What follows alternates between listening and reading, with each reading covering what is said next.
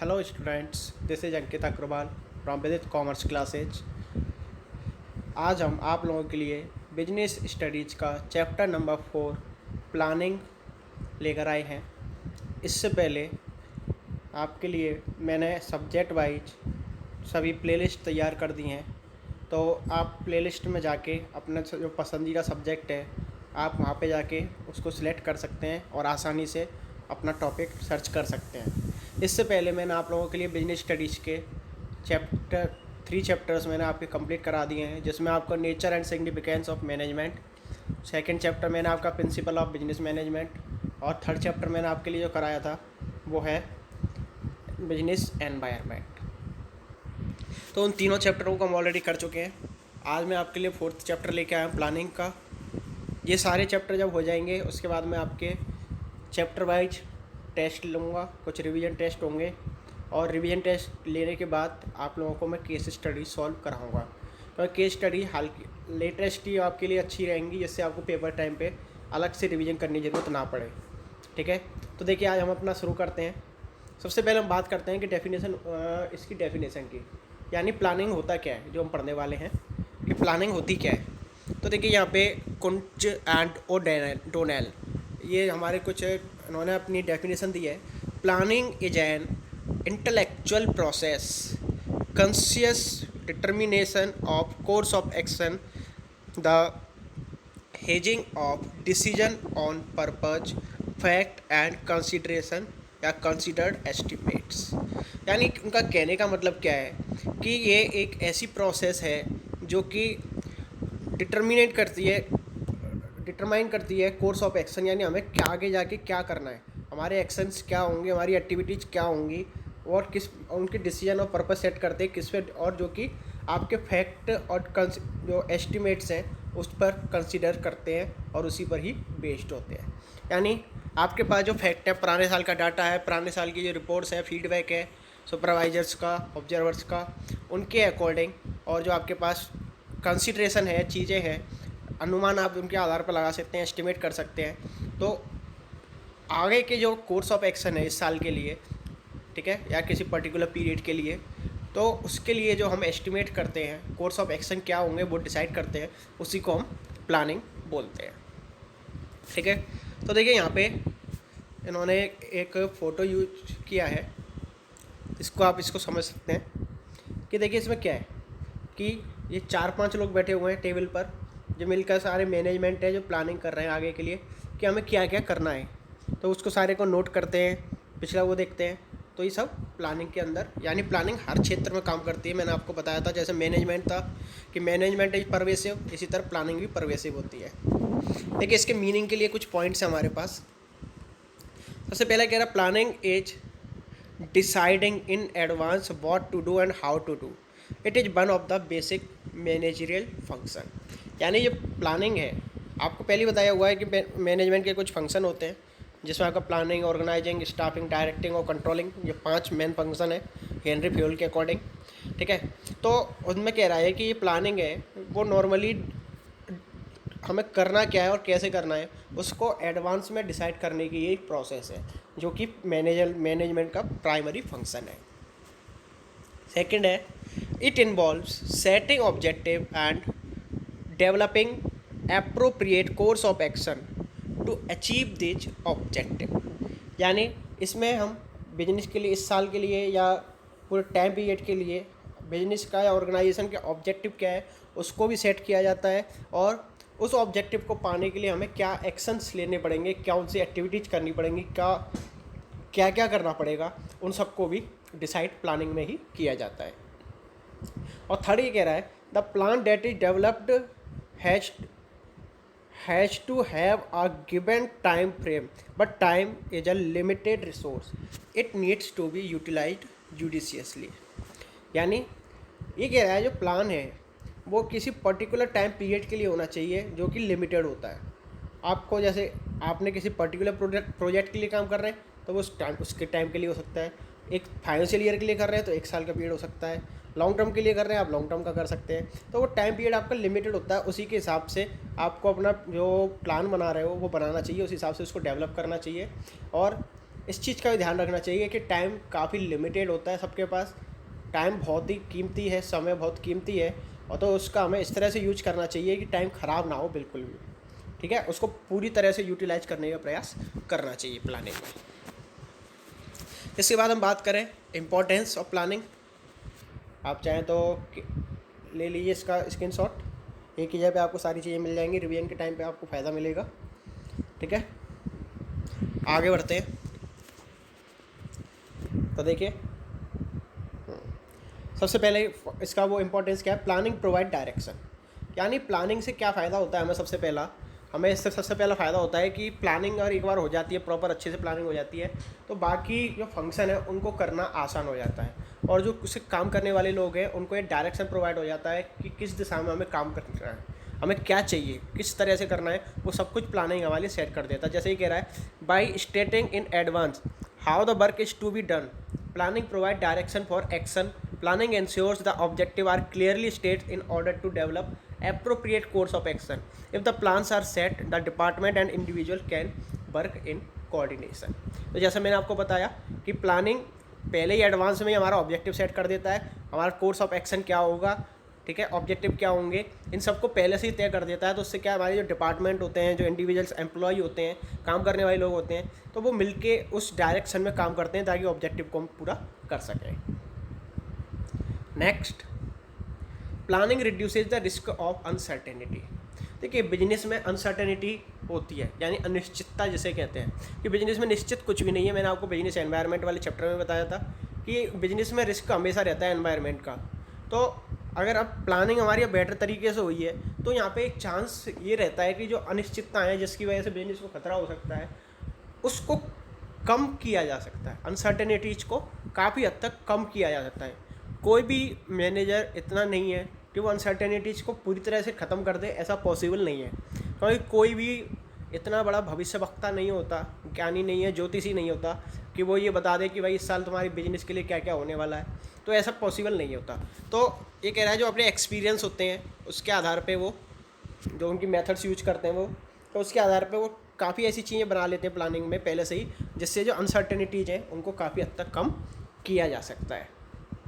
Third, planning reduces overlapping and wasteful activities. अब देखिए planning होगी प्रॉपर तरीके से, सबको मालूम है कि किसको क्या करना है, तो उसकी वजह से जो ओवरलैपिंग है, एक दूसरे काम में जो आपस में जो परेशानियाँ आती हैं, एक दूसरे काम में जो रुकावट आती है उससे बचते हैं, और जो ऐसी एक्टिविटीज़ हैं जो टाइम वेस्ट कर रही हैं, रिसोर्सेज को वेस्ट कर रही हैं, उन पे भी हम काफ़ी हद तक कंट्रोल कर सकते हैं, ठीक है। देखिए फोर्थ क्या कह रहा है, प्लानिंग प्रमोट्स इनोवेटिव आइडियाज। ये कह रहा है planning is the first function of management. सभी जानते हैं managers get the opportunity to develop new ideas and new ideas can take a shape of concrete plan. It guides all future action leading to growth and prosperity of the business. अब देखिए ये कह रहा है कि planning जो है वो सबसे पहला फंक्शन है, तो मैनेजर के पास प्लानिंग करते समय सबसे पास ये अपॉर्चुनिटी होती है कि वो नए आइडिया लेके आए प्लानिंग में, क्योंकि प्लानिंग पे ही पूरा बिजनेस आगे का पूरा मैनेजमेंट हमारा बेस्ड होता है। तो ये कह रहा है new idea take the shape of concrete plan. तो जिससे क्या है कि जो हमारे आइडियाज़ हैं वो कंक्रीट प्लान का मतलब यहाँ पे ये भी आप एक कह सकते हो स्टैटिक, यानी एक फिक्स प्लान लेके आ सकते हैं उनके आइडियाज़ के आधार पे, और जिसकी वजह से क्या होगा जो आगे हमारे पूरे साल में फ्यूचर में एक्शन होने वाले हैं उन सभी को हमारे बिजनेस के या ऑर्गेनाइजेशन के ग्रोथ और प्रॉस्पेरिटी के लिए हम काम में ले सकते हैं। इसके बाद क्या कह रहा है, प्लानिंग फैसिलिटेट्स डिसीजन मेकिंग। अब देखिए ये क्या कह रहा है, planning involve setting target and predicting future condition. मैंने जैसे बताया कि प्लानिंग में हम पहले से टारगेट या ऑब्जेक्टिव सेट करते हैं, और फ्यूचर के अंदर क्या हो सकता है, कंडीशंस क्या होंगी, उनको भी हम थोड़ा सा प्रेडिक्ट या एस्टिमेट कर लेते हैं। ये क्या है, दस helping in taking rational decision from alternative courses of action. तो जिसके आधार पर कह रहा है कि हमने जो पहले से ही फ्यूचर की कंडीशन को पढ़ने की थोड़ी बहुत कोशिश कर ली, ठीक है, टारगेट सेटिंग कर लिए, तो उसी के आधार पे हमें अपने बिजनेस के लिए क्या क्या डिसीजन लेने होंगे फ्यूचर के लिए, वो भी प्लानिंग में ही पॉसिबल होता है। प्लानिंग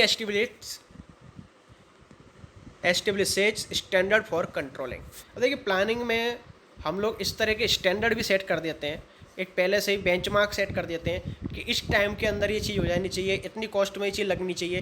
तो अब हम फिर जो प्लानिंग में हमने जो बजट बनाया है, स्टैंडर्ड सेट किए हैं, उनका हम एक्चुअल परफॉर्मेंस से कंपेयर करके उनको कंट्रोल कर सकते हैं कि कोई हमारी एक्स्ट्रा कॉस्ट क्यों लग रही है, एक्स्ट्रा टाइम क्यों लग रहा है। उनके रीजनों को ढूंढ के उनको दूर करके हम अपने बिजनेस में कंट्रोल भी प्लानिंग के बेस पर ही कर सकते हैं। ठीक है, फीचर ऑफ प्लानिंग तरीके से सबसे फर्स्ट पॉइंट क्या है, planning focuses on achieving objective. यानी प्लानिंग का जो सबसे बड़ा मेन फोकस होता है वो इस बात पर होता है कि जो हमने ऑब्जेक्टिव सेट किया है इस साल का, उस ऑब्जेक्टिव को किस तरह से हमें अचीव करना है। जैसे क्या कह रहा है ये, organisation setup with general goals and specific goals along with the plan and activities to be undertaken to achieve these goals. तो जैसे मैंने आपको बताया, वही बात अलग से नहीं बोलिया कुछ भी। Planning is a primary function of management, जी हम बार बार डिस्कस कर चुके हैं, अलग से बताने की जरूरत ही नहीं है कि सबसे पहला फंक्शन होता है ये। प्लानिंग एज परवेसिव, तो जैसा मैंने आपको बताया था कि प्लानिंग भी मैनेजमेंट की तरह हर जगह पर होती है, हर समय होती है। ठीक है, तो मैं आपको दोनों ही बता देता हूँ, परवेसिव और कंटिन्यूस दोनों बताया इसने, जो आपको मैनेजमेंट में बता रखी है मैंने कि प्लानिंग ऑर्गेनाइजेशन के हर एरिया में होती है। यहाँ तक कि मैं ये कह रहा हूँ कि प्लानिंग हमारी लाइफ के भी हर एरिया में होती है। आपको पढ़ना भी है तो आप प्लानिंग करते हो कि एक चैप्टर में रोज़ पढ़ूंगा, इस तरह से पढ़ूंगा, इस तरह से तैयारी करूंगा, तो आप भी प्लानिंग करते हो, हम भी प्लानिंग करते हैं कि मुझे आपको किस तरह से पढ़ाना है। ठीक है, इसी तरह बिजनेस में हर समय हर एरिया में प्लानिंग की ज़रूरत होती है। एक एम्प्लॉय भी अपना वर्क करते समय प्लान करता है कि मैं इस तरह से काम को करूँ तो मुझे ये काम ऐसा हो जाएगा। ठीक है, इसी तरह कह रहा प्लानिंग एक कंटिन्यूस का मतलब है लगातार चलने वाली प्रोसेस है। यानी प्लानिंग ऐसा नहीं है कि साल की स्टार्टिंग में हमने एक बार प्लान बना दिए, ऑब्जेक्टिव सेट कर दिए, रूल्स बना दिए, रेगुलेशन बता दी, मेथड बना लिए और कह दिए भैया हो गया काम, अब आप करते रहो, हमें कोई मतलब नहीं है। ऐसा कुछ नहीं है। प्लानिंग हर समय चलने वाली प्रोसेस है। जैसी कंडीशन सामने आती जाती हैं उसी के हिसाब से प्लान में चेंज भी होते हैं और अलग अलग कंडीशन में अलग अलग प्लान भी बनाए जा सकते हैं। जब मैं आपको टाइप्स ऑफ प्लान बताऊँगा तब उसमें आपको बताऊँगा कि किस तरह से प्लान अलग अलग हो सकते हैं। नेक्स्ट क्या कह रहा है, प्लानिंग इज फ्यूचरिस्टिक, यानी प्लानिंग में हम फ्यूचर के लिए काम करते हैं। अभी हमें जो करंट है हमारा, वर्तमान है, प्रेजेंट जिसे कहते हैं, उसके बारे में ना सोच के, ना पास्ट के बारे में सोच के हम फ्यूचर में हमें क्या करना है, फ्यूचर में हमें क्या ऑब्जेक्टिव अचीव करना है, फ्यूचर में हम किस तरह काम करेंगे, इन सब चीज़ों पर प्लानिंग फोकस करती है। जैसे कह रहा था, purpose of planning is to meet future event effectively to the best advantage of an organisation. Planning involves forecasting future event conditions and drafting the plan accordingly. तो ये कह रहा है प्लानिंग जो है वो फ्यूचर के जो हमारे इवेंट हैं उनको प्लान पर सेट करना होता है और उसके ऑर्गेनाइजेशन को ज़्यादा से ज़्यादा एडवांटेज दिलाना होता है।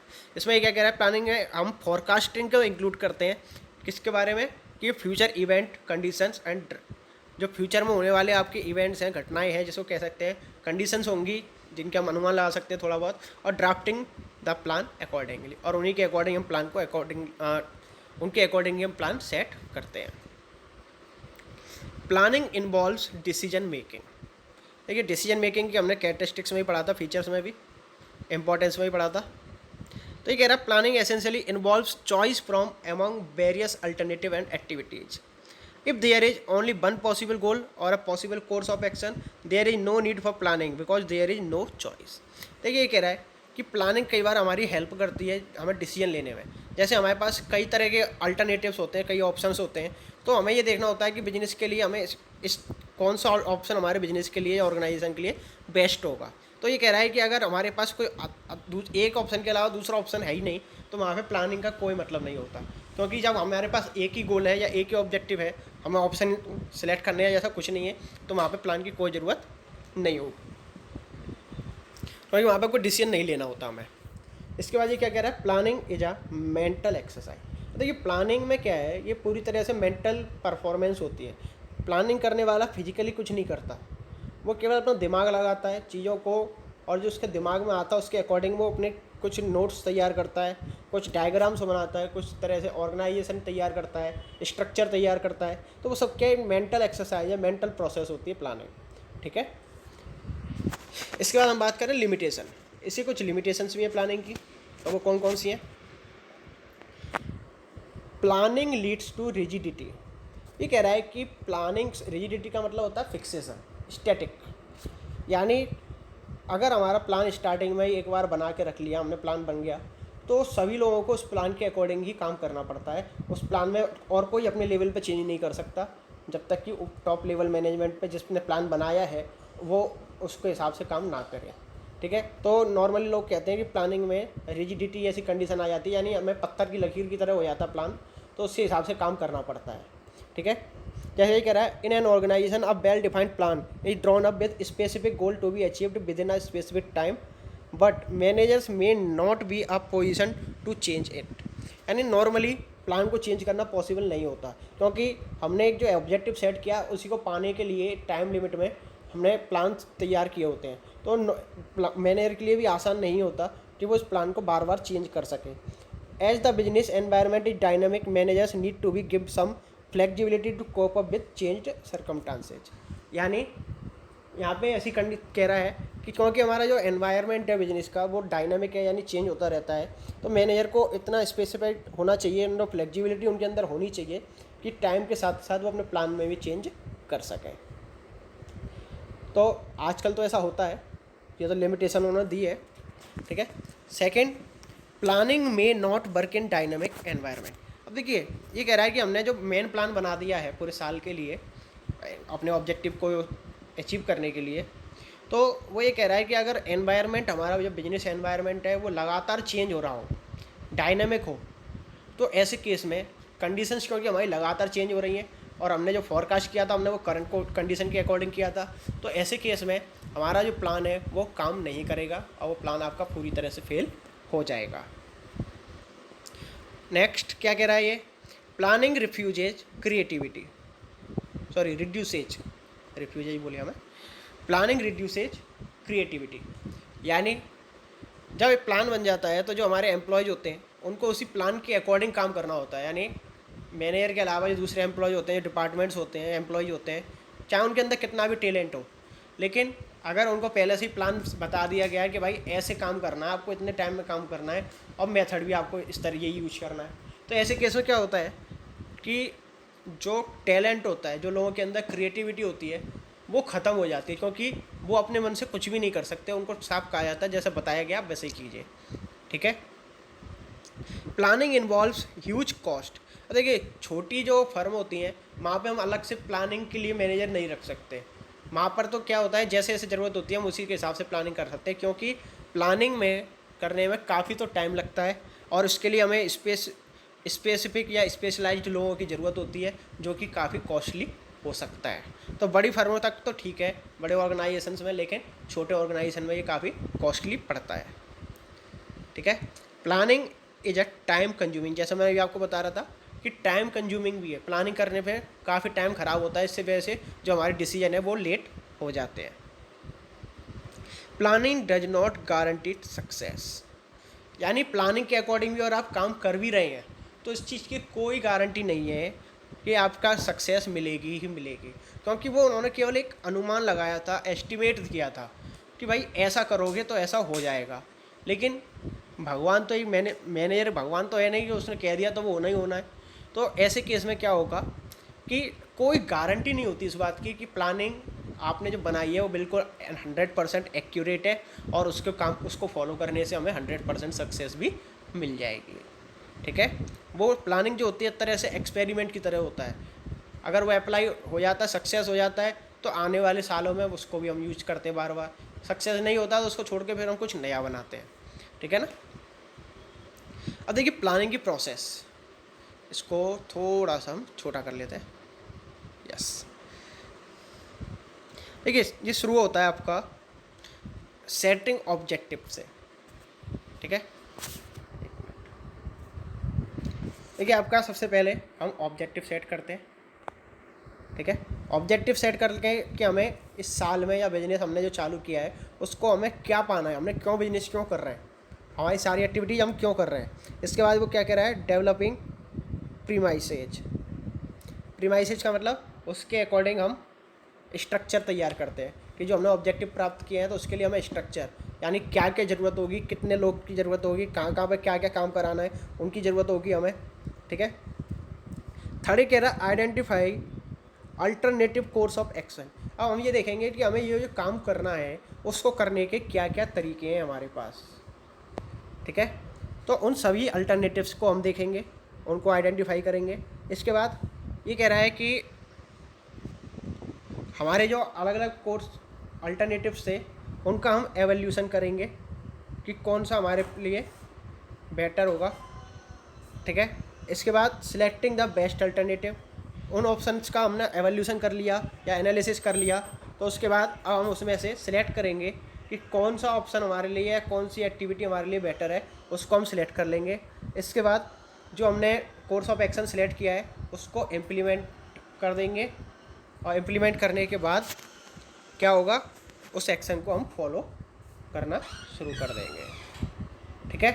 तो इस तरह से हमारी पूरी प्लानिंग प्रोसेस चलती रहती है पूरे साल। अब एक्शन फॉलो हो गया, उसके अकॉर्डिंग फिर हम दोबारा से अगले साल के लिए ऑब्जेक्टिव सेट करना शुरू कर देते हैं, ठीक है। तो चलिए आगे बढ़ते हैं, अब इसी प्रोसेस को समझ लेते हैं थोड़ा। सबसे पहला देखिए सेटिंग ऑब्जेक्टिव, इसके अंदर हम क्या क्या करते हैं। तो देखिए सबसे पहले ये कह रहा है specify the objective that the organisation want to achieve. सबसे पहले हम सेटिंग ऑफ ऑब्जेक्टिव जो पहली प्रोसेस थी उसमें हम सबसे पहले ऑब्जेक्टिव को सेट करते हैं कि ऑर्गेनाइजेशन चाहता क्या है, ठीक है। उसी के अंदर ये कह रहा है set objective for the entire organisation and each department, units and employees. State the objective of the organization very clearly and determine how all department would contribute toward overall objective. अब देखिए हमने ऑर्गेनाइजेशन का objective तो set कर दिया, इसके साथ साथ हमें सभी एम्प्लॉयज़ को, सभी डिपार्टमेंट को भी समझा देना चाहिए कि हमारे ऑर्गेनाइजेशन का ये ऑब्जेक्टिव है और उस ऑब्जेक्टिव को पूरा करने के लिए आपको ये काम करना है। तो आपको ये ऑब्जेक्ट, तो सभी के लिए अपने अलग अलग ऑब्जेक्टिव पूरे करा दिए जाएँ, ठीक है। तो सभी के ऑब्जेक्टिव इस तरह से बांटे जाने चाहिए, उनके काम इस तरह से बांटे जाने चाहिए कि सभी के जो काम और वो पूरे करते हैं, अपने ऑब्जेक्टिव को अचीव करते हैं, तो उससे हमारा ऑर्गेनाइजेशन का ऑब्जेक्टिव भी पूरा हो जाए, ठीक है। Objective have to percolate down to each unit and employ at all levels so that they understand how their action would contribute toward achieving objective. यानी ऑब्जेक्टिव को हर लेवल पे, हर एम्प्लॉय तक पहुंचाना चाहिए, जिससे वो लोग समझ सकें कि वो उन ऑब्जेक्ट, जो ऑर्गेनाइजेशन ऑब्जेक्टिव है उनको अचीव करने के लिए, प्राप्त करने के लिए अपनी तरफ से वो किस तरह से कंट्रीब्यूट कर सकते हैं। Objective have to manager must contribute ideas and participate in the objective setting process. ये कह रहा है जो मैनेजर्स होते हैं उन्हें बिजनेस के ऑब्जेक्ट सेट करने में पार्टिसिपेट करना चाहिए। और लास्ट में कह रहा है setting sale target, new product launch, business expansion to new territories ETC, ठीक है। जैसे ये कह रहा है कि कौन कौन से किस तरह से ऑब्जेक्टिव सेट हो सकते हैं अलग अलग, कि देखिए हम सेल्स का टारगेट रख सकते हैं अपने ऑब्जेक्टिव के तौर पे कि हमें इस साल हमारा इतनी सेल करनी है, वो बिजनेस का ऑब्जेक्टिव हो सकता है। या हम ये कह सकते हैं कि इस साल हमें एक नया प्रोडक्ट लॉन्च करना है। या तीसरा ये कह रहा है कि business expansion to new territory, यानी हम अलग अलग एरियाज में, अलग अलग रीजन में अपने बिजनेस को बढ़ाएं, अलग अलग ब्रांचेज खोलें। तो ये हमारे बिजनेस का कोई भी ऑब्जेक्टिव हो सकता है। सेकंड क्या कह रहा है, डेवलपिंग प्रीमाइसेज। प्रीमाइसेज का मतलब एक तरह से हम प्रीमाइसेज शब्द यूज करते हैं बिल्डिंग के लिए, लेकिन यहाँ पे बिल्डिंग का मतलब है कि आप एक स्ट्रक्चर तैयार करें, जिसे आप लोग ऑर्गेनाइजिंग कहते हैं, ठीक है। तो उसमें ऑर्गेनाइजेशन स्ट्रक्चर जो होता है वो तैयार किया जाता है। जैसे देखिए क्या कह रहा है, planning is A future oriented activity and the future is uncertain, therefore the manager are required to make certain assumption while drafting plan for the organization। तो देखिए जो हमने प्लान बनाया है, ऑब्जेक्टिव सेट किए हैं, उसके लिए अब हमें प्लान बनाना है। तो प्लान बनाने के लिए वो क्या कह रहा है कि ये फ्यूचर ओरिएंटेड होती है। तो ये कह रहा है कि जो फ्यूचर हमारा क्या है, अनसर्टेन है, तो उसके लिए क्या ज़रूरी है कि certain assumption while drafting plan for the organisation. तो जो मैनेजर होते हैं उन्हें प्लान बनाते समय कुछ एजम्पशन हैं, चीज़ें हैं जो मान के चलनी पड़ती हैं कि हाँ भाई ऐसा होगा फ्यूचर में, तो वो उसी के अकॉर्डिंग अपना काम करते हैं या प्लान बनाते हैं। These assumption about the future are called premises. तो ये कह रहा है कि उनकी जो सोच होती है, एजम्पशन होती है, उसके लिए उन्होंने उसको प्रीमाइसेज कहा जाता है। These are the base material upon which plan are drawn.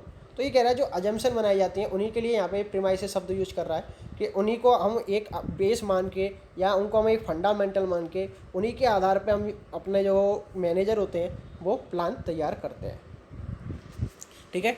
तो यहाँ पे स्ट्रक्चर की बात है, तो जो एजम्पशन है वो उनके लिए एक स्ट्रक्चर की तरह ही काम करते हैं जिस पर बेस होकर वो आगे प्लान तैयार करते हैं। नेक्स्ट क्या कह रहा है, all managers involve in planning should be familiar with the same assumption and they all must agree to it. ये कह रहा है बिजनेस में जितने भी मैनेजर हैं आपके ऑर्गेनाइजेशन में, हर लेवल पे मैनेजर होते हैं, ठीक है, मैं बता चुका हूँ आपको। तो ये कह रहा है कि हर मैनेजर को जो आपके एजम्पशंस हैं उनके साथ फैमिलियर होना चाहिए, यानी सभी लोग उन एजम्पशन से सहमत होने चाहिए और उसी के आधार पर मिलकर उन लोगों को प्लान तैयार करने चाहिए। For example, forecasting is a technique used for gathering information to develop premises.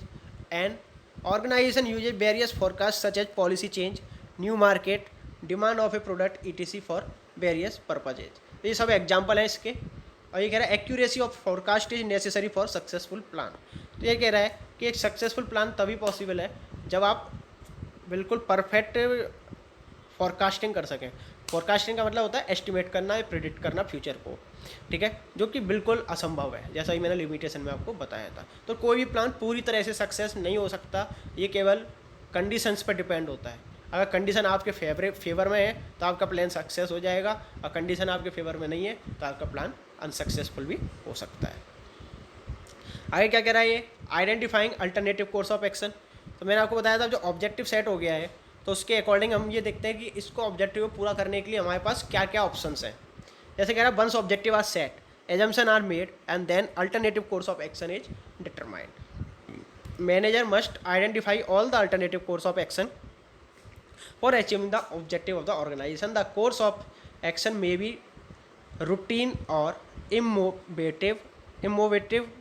innovative courses can be adopted by involving more people and sharing their idea। तो ये कह रहा है कि देखिए सबसे पहले हमने जो ऑब्जेक्टिव सेट कर लिया तो उसके बाद अब हमारी ज़रूरत है कि उसके लिए हमारे क्या एक्शन प्लान हो सकते हैं। तो उन सभी हम अल्टरनेटिव जो कोर्स के हैं उनको ऑब्जेक्टिव को हम सभी को आइडेंटिफाई करते हैं। उसके बाद ये कह रहा है कि ये कोर्स ऑफ एक्शन है वो रूटीन भी हो सकते हैं, यानी रेगुलर लेवल के भी हो सकते हैं, और उनमें कुछ इनोवेशन भी हो सकता है, इनोवेटिव आइडियाज भी होते हैं। तो इसके लिए कह रहा है innovative course can be adopted by involving more people and sharing their ideas. यानी अगर वो चाहते हैं कि अलग अलग नई नई चीज़ें आएँ, नए नए आइडियाज़ आएँ, तो उसके लिए ज़रूरी है कि हम अपने ऑर्गेनाइजेशन के ज़्यादा से ज़्यादा लोगों को शामिल करें और उनकी आइडियाज़ पर फोकस करें। अब ये कह कि हमने आइडेंटिफाई कर लिया तो मैंने कहा था उनका एवोल्यूशन करेंगे।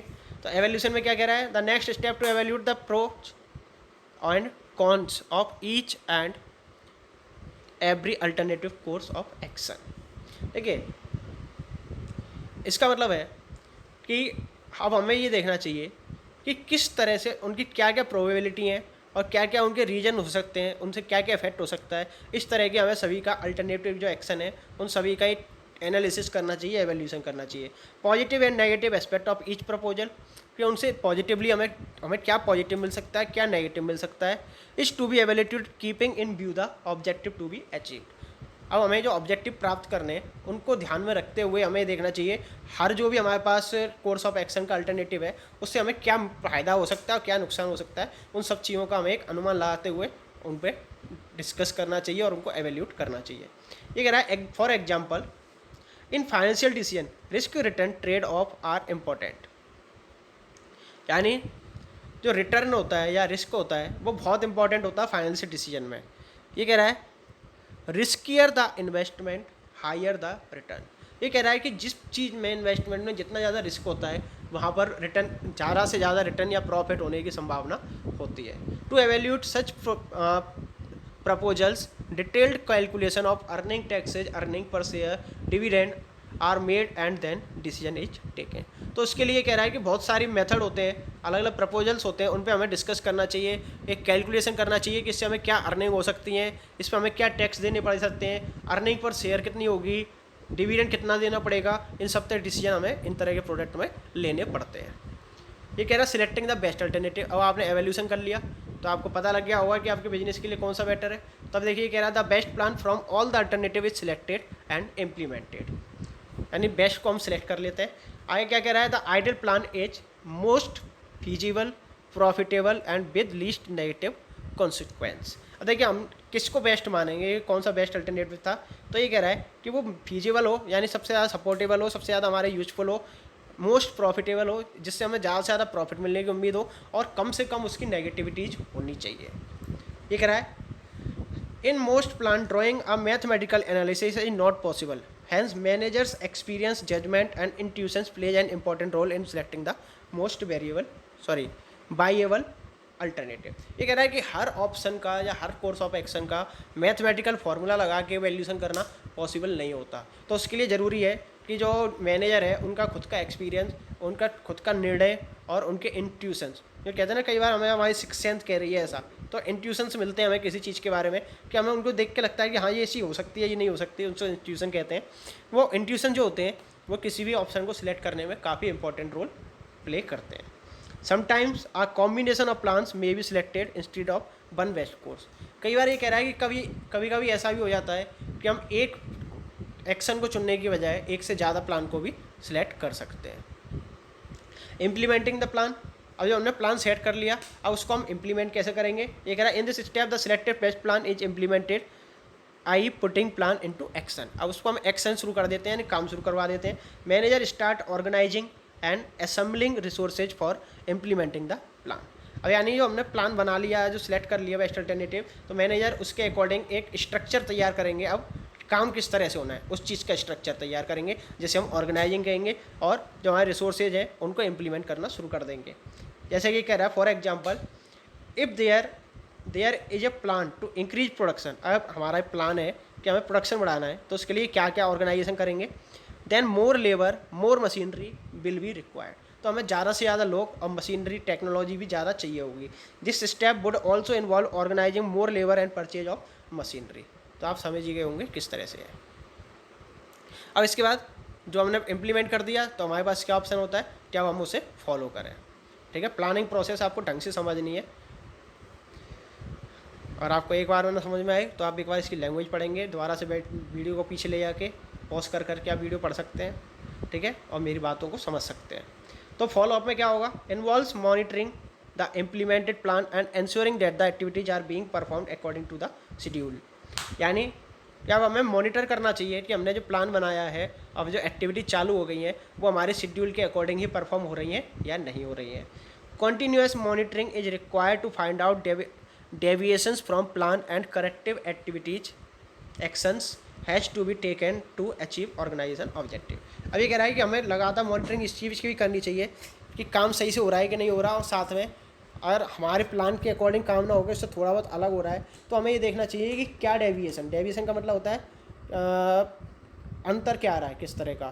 तो अंतर जो आ रहा है तो वो हमें ये देखना चाहिए, तो वो हमें प्लान से जो अंतर है वो क्यों हो रहा है उस चीज़ पे हमें फोकस करना चाहिए, उसको सही करने के लिए एक्शन लिए जाने चाहिए ताकि हम अपने ऑर्गेनाइजेशन के गोल को अचीव कर सकें। तो इस तरह से ये हमारी प्लानिंग का आपकी प्रोसेस ख़त्म हो गई। ठीक है, अब हम बात करें टाइप्स ऑफ प्लान। देखिए टाइप्स ऑफ प्लान सबसे ज़्यादा एक नंबर के क्वेश्चन में आने की उम्मीद रहती है। जो आपके 1 मार्क्स वाले क्वेश्चन आते हैं वो इस चैप्टर में से, इसी पार्ट में से सबसे ज़्यादा पूछे जाते हैं। ठीक है, तो देखिए कौन कौन से प्लान होते हैं। जैसे कह रहा है plan is a commitment to particular course of action for achieving specific result. Plan be classified into several types of depending on the use and length of the planning period. Plans can be classified into single use plan and standing plan. अब देखिए ये कह रहा है कि plan हमारा क्या होता है वो आप जानते ही हैं। इसको हम अलग अलग टाइप में डिवाइड कर सकते हैं। 2 तरह के हम टाइप होते हैं इसके नॉर्मली, इस सिंगल यूज प्लान में डिवाइड कर सकते हैं इसको, या स्टैंडिंग प्लान में। सिंगल यूज प्लान किसी को कहते हैं, सिंगल यूज प्लान उसको कहा जाता है जो कि किसी पर्टिकुलर प्रोजेक्ट के लिए बनाया जाता है या पर्टिकुलर टाइम के लिए बनाया जाता है। स्टैंडिंग प्लान उसे कहते हैं जो लॉन्ग टर्म पीरियड के लिए बनाए जाते हैं, जो नॉर्मल जनरल कंडीशंस में हमारे यूज होते रहते हैं। तो देखिए सिंगल प्लान कौन कौन से हैं, सिंगल यूज प्लान, तो ये इसके बारे में सबसे पहले थोड़ी सी डेफिनेशन टाइप दी है, इन्फॉर्मेशन दी है उसकी। ये कह रहा है इसे single plan or specific plan which are meant to solve a non recurring particular problem. Non recurring का मतलब है जो बार बार नहीं होती है। It was developed for a one time project और event for that has specific objective. तो जैसा मैंने आपको बताया ये केवल वन टाइम के लिए या स्पेसिफिक पर्पज के लिए बनाए जाते हैं। Such plan is developed to meet the need of a unique situation in hand. यानी कोई हमारी जो अलग हमारे पास कंडीशन आई है जो बार बार नहीं होती है, नॉन रिकरिंग होती है, उसके लिए ये बनाया जाता है। ठीक है, the duration of a single new use plan is differ depending upon the type of project. अब इसका ये कितने टाइम पीरियड के लिए होगी, ये अलग अलग प्रोजेक्ट के लिए अलग अलग हो सकती है, ठीक है। जैसे ये कह रहा है as a single event plan may last for 1 day while a single project may last for 1 week और मंथ। ये कह रहा है कि हो सकता है कि किसी केस में हमारा सिंगल यूज प्लान एक ही दिन के लिए काम करे, और कभी कभी होता है कई महीनों तक भी चल सकता है। ये डिपेंड करता है हमारा प्रोजेक्ट क्या है, इवेंट क्या है, ठीक है। अब इसमें क्या है, for example N outline for an advertising campaign after the campaign runs its course the short term plan will lose its relevance except as a guide for creating future plan। तो ये कह रहा है कि जैसे हमने कोई एडवर्टाइजिंग कैंपेन चलाया है, एडवर्टाइजिंग करनी है हमें, तो उसके लिए हमने कोई एक लाइन बनाई है, ठीक है, टैग लाइन जिसे कहते हैं या आउटलाइन कहते हैं। आफ्टर द कैंपेन, जैसे ही वो कैंपेन पूरा होता है, हमारा एडवर्टाइजिंग काम पूरा होता है, उस लाइन का कोई यूज नहीं रहता। बस हम ये कह सकते हैं कि उसका यूज ये हो सकता है कि जब हम फ्यूचर में कोई प्लान बनाए उससे रिलेटेड, तो उस चीज़ का हम यूज कर सकते हैं आगे जाके, ठीक है। स्टैंडिंग प्लान कौन से होते हैं, मैंने कहा था standing normally long term plan के लिए होते हैं। तो ये कह रहा है standing plan are used for those activities which occurs regularly over a period of time. ये कह रहा है जो हमारी जनरल एक्टिविटीज़ होती हैं, नॉर्मल एक्टिविटीज़ होती हैं, तो वो लगातार होती रहती हैं, तो उनके लिए जो प्लान बनाए जाते हैं उनको स्टैंडिंग प्लान कहते हैं। It is designed once and retain their value over a period of time while undergoing revisions and updates. यानी ये कह रहा है कि ये नॉर्मली जो डिज़ाइन किया जाता है, ये एक बार डिज़ाइन किया जाता है और ये टाइम पीरियड, लंबे टाइम पीरियड तक काम करता रहता है। हाँ, ज़रूरत के हिसाब से इसमें कभी कभी रिवीजन या इसके अपडेट्स किए जा सकते हैं। ये कह रहा है it is developed once but modified from time to meet business needs. तो जैसा सेकंड पॉइंट था बेसिक लगभग है कि ये बनना है एक ही बार जाता है, लेकिन बिजनेस की ज़रूरत के हिसाब से इसको मॉडिफाई या चेंज किया जा सकता है। Standing plan includes policies, procedure, method and rules. यानी बिजनेस के लिए हम पॉलिसीज जो बनाते हैं वो लॉन्ग टर्म होती हैं, प्रोसीजर किस तरह से कोई काम किया जाना है हमारे यहाँ पे, कोर्स ऑफ एक्शन क्या है, वो लॉन्ग टर्म होता है। किसी काम को कर रहे हैं कि मेथड जो होते हैं वो लॉन्ग टर्म होते हैं, बार बार थोड़ी आज हमारा ये मेथड यूज कर रहे हैं कल दूसरा मेथड यूज करेंगे, ऐसा नहीं होता, ये लॉन्ग टर्म होते हैं। एंड रूल्स, जो हमारे यहाँ के रूल्स होते हैं तो वो भी लॉन्ग टर्म बनाए जाते हैं, ठीक है। तो देखिए आपको मैं बता देता हूँ कुछ एग्जांपल, ऊपर हमने नहीं बताए थे आपको। जैसे आपकी स्ट्रेटजी होती है, स्ट्रेटजी क्या होता है, किसी पर्टिकुलर प्रोजेक्ट को पूरा करने के लिए होती है, तो वो क्या है हमारे लिए सिंगल यूज प्लान होता है, ठीक है। आपका कोई प्रोग्राम बनाया है आपने किसी चीज़ को अचीव करने के लिए, प्रोजेक्ट को पूरा करने के लिए, वो आपका सिंगल यूज प्लान होता है, ठीक है। तो इस तरह से हम बात कर सकते हैं कि स्टैंडिंग प्लान कौन सा है और ये क्या है। तो इनके बारे में आप थोड़ा सा डिटेल में पढ़ लीजिएगा। Based on what the plan seeks to achieve plan can be classified as. अब देखिए और किस किस आधार पे हम अपने प्लान को क्लासीफाई कर सकते हैं। ऑब्जेक्टिव्स, अब देखिए इन्होंने अलग अलग प्लान के बारे में बताया है सारे। Objective are the end result which the manager seeks to achieve by its operation. देखिए ऑब्जेक्टिव अभी हमारा ये प्लान है, ध्यान रखना। अब जो हम नाम यूज करने वाले हैं ऑब्जेक्टिव, स्ट्रेटजी, जिनके बारे में आपको बता रहा हूँ, ये सभी प्लान के टाइप्स हैं जिनको अब यहाँ पे इसने डिटेल में हमें बताना शुरू कर दिया है। तो मैं आपको सारे बताने वाला हूँ, ठीक है, जिसके बाद हमारा ये चैप्टर भी फिनिश हो जाएगा। तो हम बात कर रहे थे सबसे पहले ऑब्जेक्टिव्स की। तो ऑब्जेक्टिव एंड रिजल्ट्स होते हैं। तो एंड रिजल्ट्स यानी कि एक टाइम के बाद हमें क्या अचीव करना है, वो हमारे ऑब्जेक्टिव होते हैं। Which the management seeks to achieve by its operation, जिन्हें मैनेजर प्राप्त करना चाहता है अपने ऑपरेशन से यानी एक्टिविटीज से। They may be designed as the desired future position that the management would like to reach. यानी ये किस चीज़ के आधार पर डिज़ाइन किए जाते हैं, ये उस पोजीशन के आधार पर डिज़ाइन किए जाते हैं जो डिजायरेबल पोजीशन होती है जिस पर मैनेजर पहुंचना चाहते हैं टाइम के बाद। The first and foremost step of the planning process is setting organisation objective. यानी जो सबसे पहला काम होता है मैनेजमेंट का, उसको वो और ये आपका ऑब्जेक्ट का ही सेट करना होता है। Objective need to be expressed in specific terms, they should be measurable in quantitative term in the form of a written statement of desired result to be achieved within a given time period। ये कह रहा है कि जो और हमारा objective है वो स्पेसिफिक होना चाहिए, ठीक है, और उनको मेजर भी किया जा सकता हो, ठीक है। मेजर करने का मतलब जिनको हम क्वांटिटी में मेजर कर सकें, ठीक है, और in quantitative in the form of a written statement और if of desired result to be achieve with in a given time period. तो देखिए इसके लिए हम एक शब्द यूज करते हैं जिसको हम कहते हैं स्मार्ट, SMART।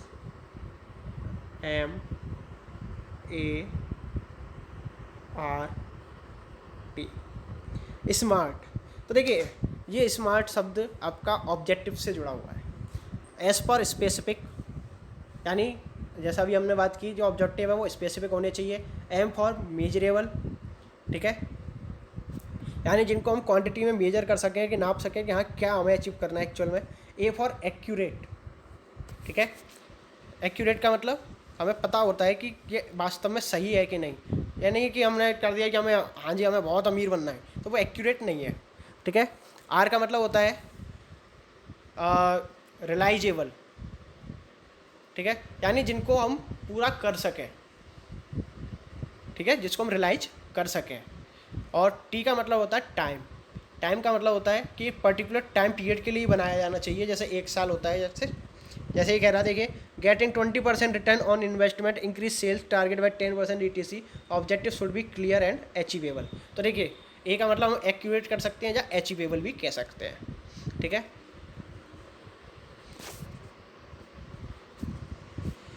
इसके बाद हम बात करें स्ट्रेटजी।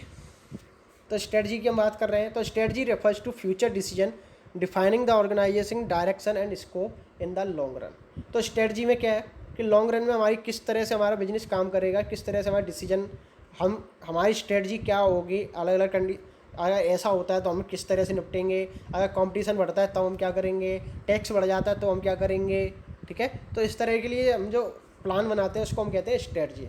तो ये लॉन्ग टर्म चलती है और अलग अलग कंडीशन पे अलग अलग तरीके से अप्लाई हो जाती है। ये कह रहा है are those plan which an organisation prepare to face various situation, threats and opportunity. जैसा कि मैंने बताया कि अलग अलग हमारे पास जो सिचुएशन आएंगी, जो अलग अलग थ्रेट्स हो सकते हैं, अपॉर्चुनिटी हो सकते हैं, तो उनको हम किस तरह से फेस करेंगे उनके लिए ये बनाए जाते हैं, लेकिन ये लॉन्ग टर्म होते हैं। When the managers of an organization prepare a new strategy for the business, it is called internal strategy. And when some strategies are prepared to respond to the strategies of the competitors, then such strategies are called external strategy. अब ये यहाँ पे क्या कह रहा है कि जब हम बिजनेस की एक्टिविटीज़ के लिए स्ट्रेटजी बनाते हैं तो उनको हम कहते हैं इंटरनल स्ट्रेटजी, लेकिन हमारे जो बाहर के कॉम्पिटिटर्स होते हैं या बाहर की जो एक्सटर्नल एनवायरनमेंट होता है हमारा, उसकी चीज़ों को फेस करने के लिए हम जो स्ट्रेटजी बनाते हैं उनको हम कहते हैं external strategy. For example selection of medium of advertising और selection of the channel of distribution, ये सब क्या है, ये हमारी स्ट्रेटजी होगी कि हम किस तरह से एडवर्टाइजिंग करेंगे या हमारा जो चैनल ऑफ डिस्ट्रीब्यूशन है वो किस तरह का होगा, वो हमारे लिए स्ट्रेटजी होती है, ठीक है। इसके बाद हम बात करें पॉलिसीज। तो ये कहते हैं ना हमारे यहाँ की ये पॉलिसी नहीं है, हमारे यहाँ पे हम इस तरह से काम करते हैं, ठीक है। जैसा देखिए policies are general statement that guide thinking or channelize energies toward a particular direction. It provide a basis for interpreting strategy. यानी ये कह रहा है, ये कह रहा है कि जनरल स्टेटमेंट्स या गाइडलाइंस होती हैं जो कि हमारे लोग होते हैं, एम्प्लॉयज होते हैं, मैनेजर होते हैं, उनकी थिंकिंग को चैनलाइज करती है ताकि हमें पर्टिकुलर डायरेक्शन में काम कर सकें, और ये इन स्ट्रेटजी को बनाने के लिए भी यूज किए जाते हैं। There are policy for all level and department in an organization, such as major policy and minor policy.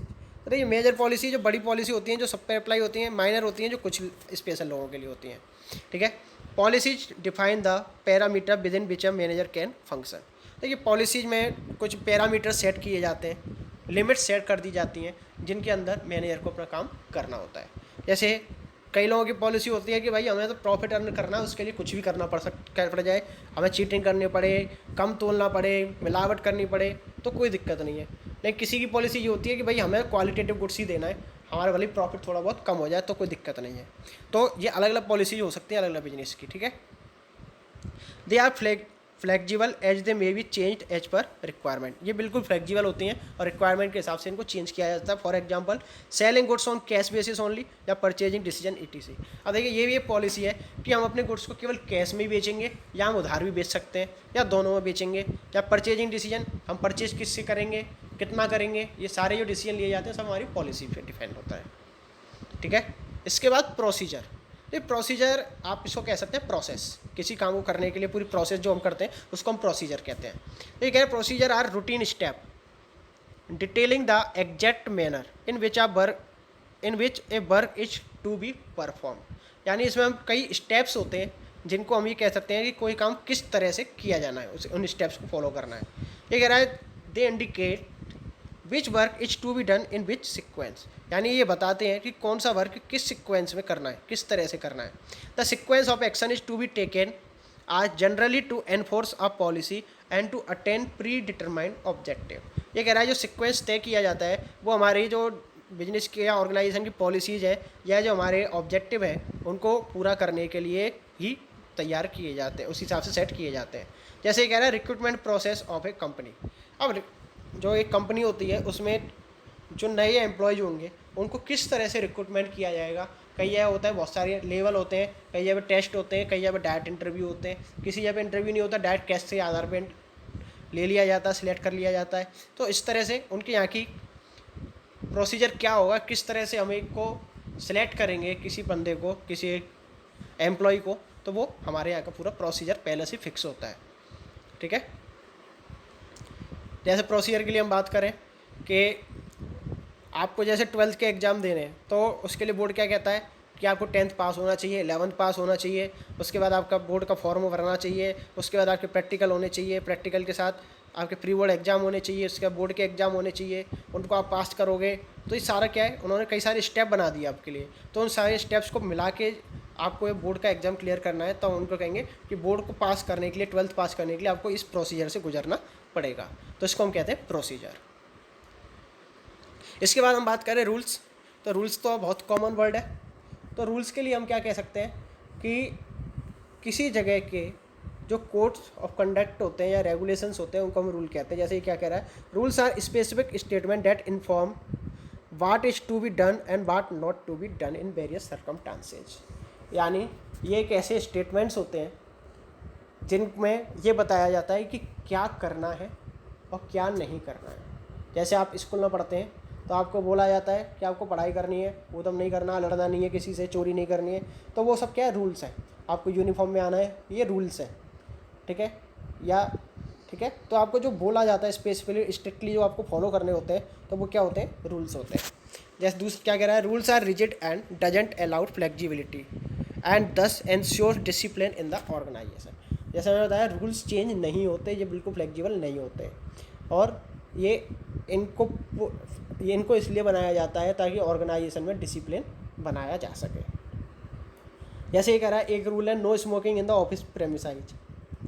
तो देखिए प्रेमिसेज आ गया, ठीक है, तो वहाँ पे प्रीमाइसेज था या वही वर्ड है। तो ये कह रहा है कि एक रूल बना दिया है कि ऑर्गेनाइजेशन में जो ऑफिस है वहाँ पे आप स्मोकिंग नहीं कर सकते। तो ये रूल है, ठीक है, तो इसको आप नहीं तोड़ सकते, इसमें कोई चेंज नहीं बनेगा। इसके बाद हम बात करें मेथड। एक आध और रह गया, बस ये भी ख़त्म कर देते हैं, जैसे वीडियो में ख़त्म कर देंगे। मेथड देखिए, एक तो प्रोसीजर होता है जिसमें हम स्टेप्स बताते हैं और एक होता है मेथड, किसी काम को करने का तरीका, टेक्निक कह सकते हैं आप इसे उसके करने की। ये कह रहा है मेथड प्रोवाइड द प्रेस्क्राइब्ड वे और manner in which A task can be performed considering the objective. ये कह रहा है कि ये एक तरह का मैनर और तरीका वे बताता है जिससे हम किसी टास्क को परफॉर्म कर सकते हैं अपने ऑब्जेक्टिव को पूरा करने के लिए। Selection of proper method saves time, money, efforts and increase efficiency. ये कह रहा है सही मेथड के सिलेक्शन से हमारा क्या होगा, हमारा टाइम बचेगा, पैसा कम खर्च होगा, एफर्ट्स कम लगेंगे और हमारी एफिशिएंसी बढ़ जाएगी। Methods are flexible. मेथड जो होते हैं वो फ्लेक्सिबल होते हैं, ज़रूरत के हिसाब से मेथड भी चेंज किए जा सकते हैं। हमको लगता है कि कोई और मेथड यूज करने से बेटर हो सकता है काम, तो मेथड को चेंज किया जा सकता है। जैसे कह रहा है एग्जाम्पल के लिए मेथड के, various method of training adopted by an organization to train its employees like apartmentship, apprenticeship training, induction program ETC। तो देखिए जैसे अलग अलग ट्रेनिंग देने के लिए अलग अलग तरह के प्रोग्राम चलाए जाते हैं जिनके बारे में हम आगे डिस्कस करेंगे स्टाफिंग वाले चैप्टर में, ठीक है। इसके बाद ये कह रहा है प्रोग्राम। अब प्रोग्राम देखिए नॉर्मली पूछते हैं ना, हाँ भाई तुम्हारा आज का क्या प्रोग्राम है, शाम का क्या प्रोग्राम है। तो इस तरह के जो प्रोग्राम शब्द है वो थोड़ा सा प्लान का ही पार्ट है कि आज शाम का क्या प्लान है, ये तो पूछ सकते हैं आप। तो कह रहा है आप प्रोग्राम में consist detailed list of project outline the objective policy procedure rules task physical and human resource required to implement any course of action. यानी ये कह रहा है ये प्रोग्राम है वो हमारे बिजनेस के प्लान की जितने भी हमने ऊपर डिस्कस किए उन सब की एक लिस्ट होती है जो कि हमें अपने बिजनेस के लिए जो रिसोर्सेज को यूज करने के लिए जो हमें कोर्स ऑफ एक्शन पूरा करने के लिए जिन जिन चीज़ों की ज़रूरत होती है उन सबकी लिस्ट होती है। For example the objective policies procedure rules task physical and human resources required to implement any course. तो हमें किन किन चीज़ों की ज़रूरत पड़ेगी उन सबको मिला के हम कहते हैं उसका एक प्लान है ये, सॉरी एक प्रोग्राम है ये। और लास्ट टॉपिक है आपका आज का बजट। तो ये बजट बहुत नॉर्मल शब्द है। बजट के लिए हम क्या कहते हैं कि बजट मेरा बजट नहीं है, मेरे बजट से बाहर है, कहते हैं नॉर्मली हम शब्द ये चीज़। तो बजट क्या है? तो ये कह रहा है a budget is a statement of expected result expressed in numerical terms for a definite period in the future. ये कह रहा है कि जो बजट है वो एक स्टेटमेंट होता है जो कि एक्सपेक्टेड रिजल्ट यानी आगे फ्यूचर में हमारा क्या हो सकता है, कि हमारे इनकम क्या हो सकते हैं, खर्चे क्या हो सकते हैं, उनके जो न्यूमेरिकल टर्म्स हैं उनको हम इसमें एक पर्टिकुलर पीरियड टाइम पीरियड के लिए जैसे 1 साल के लिए हम तैयार कर सकते हैं। जैसे कह रहा है sales budget, production budget. Sales budget में हम ये अंदाज़ा लगा सकते हैं कि इतनी यूनिट हम बेचेंगे इतने और उनको इस रेट से हम बेचेंगे, ठीक है, उस पर इतनी कॉस्ट लग सकती है। तो वो सब बजट बनाया जाता है। जब हम किसी चीज़ को अपने प्लान्स को फ्यूचर प्लान को जब नंबर्स में रिप्रेजेंट करते हैं, स्टेटमेंट बनाते हैं, तो उसको हम कहते हैं बजट। ठीक है, तो आई होप आप लोगों को ये चैप्टर भी अच्छे समझ में आ गया होगा। इस चैप्टर को कम से कम 2 बार देखें ताकि आप इस चैप्टर में से आपको मैं पहले ही बता दे रहा हूँ कि इसमें चैप्टर में से आपके 1 मार्क्स वाले क्वेश्चन भी बनेंगे जो आपके MCQ वगैरह आते हैं, ऑब्जेक्टिव क्वेश्चन। और इसमें से आपके जो मैंने आपको टाइप्स बताए अभी, उन टाइप्स के बेस पे आपके केस स्टडीज भी कई बार बन जाती हैं। तो ये चैप्टर मैं आपको कहूँगा कि प्लानिंग के बाद ये 2nd नंबर में मोस्ट इम्पॉर्टेंट चैप्टर है। आप जैसे वेरी इंपॉर्टेंट बोल सकते हैं। तो मैं आपको यही बताऊंगा कि किन चैप्टर में फोकस करना है सबसे ज़्यादा। एक तो आपको 2nd चैप्टर प्लानिंग, सॉरी जो मैंने प्रिंसिपल ऑफ मैनेजमेंट बताए थे वो, और उसके बाद ये चैप्टर बहुत इंपॉर्टेंट है। इनको आपको बहुत ढंग से करना है, बार बार, जब तक ये टॉपिक सारे समझ में ना आ जाए आप बार बार देखिए वीडियोज़ को, ठीक है। आपको इस यूज करना है, उसी के आधार पे आपका काम हो जाएगा, ठीक है। तो इस तरह से आपसे मैं यही कहूँगा कि बार बार देखिए जब तक समझ में नहीं आ जाए कोई चीज़, क्योंकि आपके लिए ये बहुत इम्पोर्टेंट है। मुझे इससे कुछ बेनिफिट नहीं है, ये सब केवल मैं आप लोगों के लिए कर रहा हूँ, अपने लॉकडाउन पीरियड का यूज करने के लिए कर रहा हूँ, ठीक है। तो dates all for today. Video अच्छी लगी हो तो लाइक करें, दोस्तों के साथ क्लासमेट्स के साथ शेयर करें, ज़्यादा से ज़्यादा लोग अपनी तैयारी कर सकें लॉकडाउन पीरियड में, क्योंकि आपको कहीं भी कोई ट्यूशन नहीं है, अवेलेबल नहीं है इस समय। तो मैं चाहता हूँ कि आप इन्हीं वीडियोस से पढ़ें, उसके बाद अपनी बुक्स से पढ़ें थोड़ा सा, जिससे आपका रिवीजन भी हो जाए। और समझ में ना आए एक बार में तो दोबारा से वीडियो को देखें, समझने की कोशिश करें। फिर भी समझ में नहीं आए तो आप मुझे कमेंट कर सकते हैं, और मैं कमेंट में अपना टेलीग्राम चैनल का लिंक डाल दूँगा जिसमें आप अपने डाउट्स डिस्कस कर सकते हैं, ठीक है। That's all for today. अच्छा लगा हो तो सब्सक्राइब ज़रूर करें, क्योंकि मैं आपको पूरी BS तैयार कराने वाला हूँ। इसके अलावा आपके जो छोटे भाई बहन हो, जानने वाले हों, तो उनके लिए भी मैं 11th और 12th के तीनों सब्जेक्ट आपके तैयार करा रहा हूँ, जिसमें आपका अकाउंटेंसी, इकोनॉमिक्स और BS तीनों सब्जेक्ट के वीडियोज़ डाले जाएंगे। 11th और 12th के अभी कुछ इकोनॉमिक्स और अकाउंट के वीडियोज़ अवेलेबल, आप लोगों का BS का पूरा कराने के बाद मैं 11th का पूरा करा दूँगा, ठीक है। क्योंकि आप लोग अभी मेरे मेन फोकस पर हो, इसलिए मैं आप लोगों के लिए लगातार कर रहा हूँ। तो प्लीज़ ज़्यादा से ज़्यादा सब्सक्राइब करें, शेयर करें, और ज़्यादा से ज़्यादा लोगों को इसका फ़ायदा पहुँचाएँ। That's all for today.